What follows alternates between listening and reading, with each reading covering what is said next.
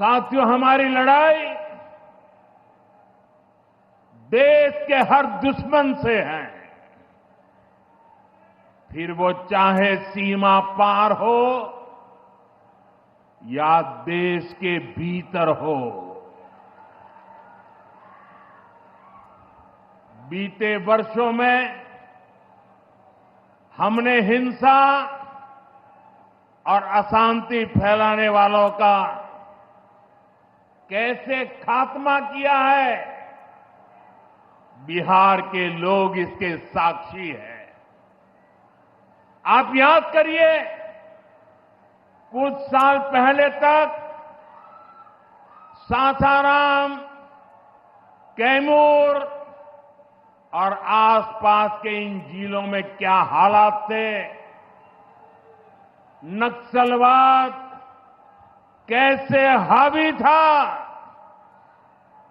मुंह पर नकाब लगाए, हाथों में बंदूक थामे नक्सली कब कहां सड़कों पर निकल आए, हर किसी को ये खौफ रहता था। सरकारी योजना आती थी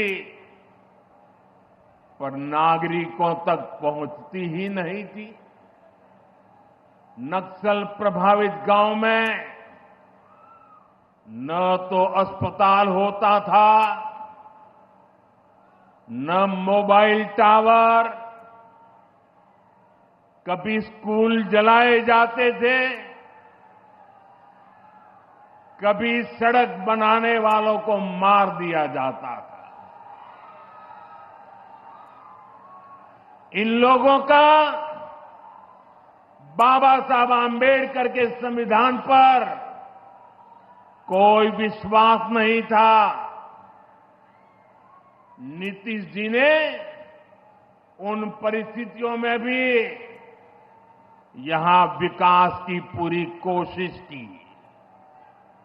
2014 के बाद से हमने इस दिशा में और तेजी से काम किया। हमने माओवादियों को उनके किया की सजा देनी शुरू की।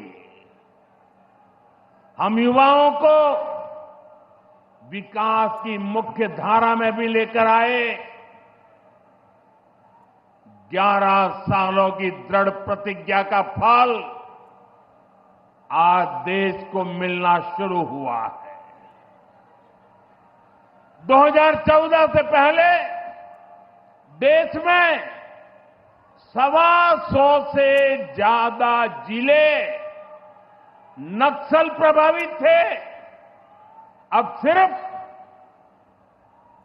125 से ज्यादा, अब सिर्फ 18 जिले नक्सल प्रभावित बचे हैं।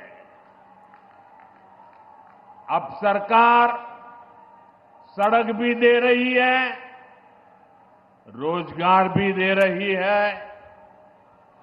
वो दिन दूर नहीं जब माओवादी हिंसा का पूरी तरह से खात्मा हो जाएगा। शांति, सुरक्षा, शिक्षा और विकास गांव-गांव तक बिना रुकावट के पहुंचेंगे। साथियों, जब सुरक्षा और शांति आती है तभी विकास के नए रास्ते खुलते हैं। यहां नीतीश जी के नेतृत्व में जब जंगल राज वाली सरकार की विदाई हुई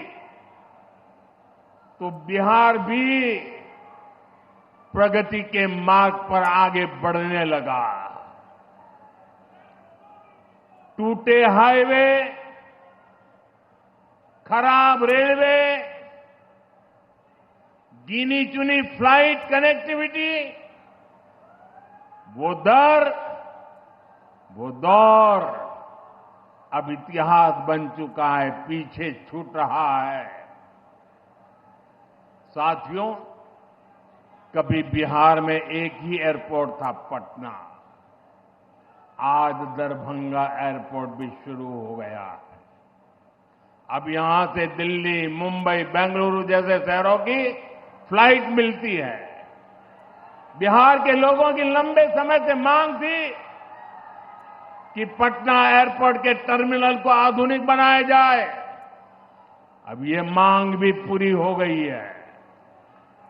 कल शाम मुझे पटना एयरपोर्ट की नई टर्मिनल बिल्डिंग का लोकार्पण करने का सौभाग्य मिला है।